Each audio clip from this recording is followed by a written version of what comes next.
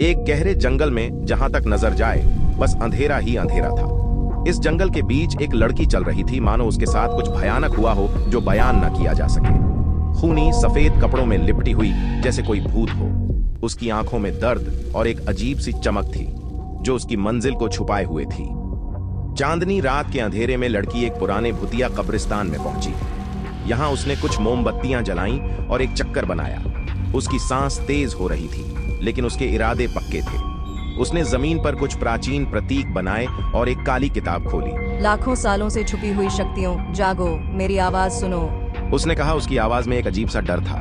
मैं तुम्हें बुला रही हूँ शैतान, मुझे अपनी ताकत दो, मुझे अपनी शक्ति दो।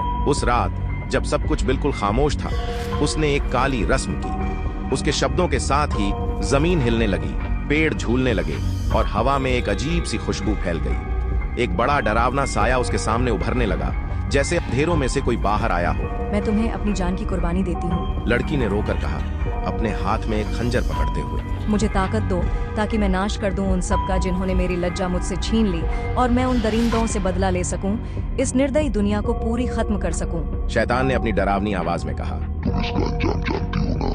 तुम्हें अनंत काल तक मेरे साथ नरक में रहना होगा। लड़की ने कहा, मैं जैसा महसूस कर रही हूँ वो एक नरक की आग से कम नहीं है। शैतान ने उसकी आंखों में देखा और अपनी शक्ति उसको दी, और लड़की ने अपनी जान उसको समर्पित कर दी। एक खंजर से अपनी जान ले ली। उसका खून जमीन पर गिरा और पूरी जमीन लाल हो गई। उस खून से एक आग भड़क उठी जो धीरे धीरे पूरे जंगल में फैल गई।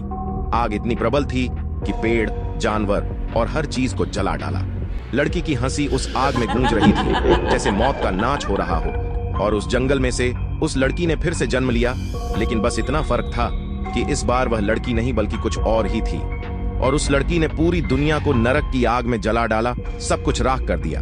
अंत में लड़की ने खुद को उसी आग में झोंक दिया।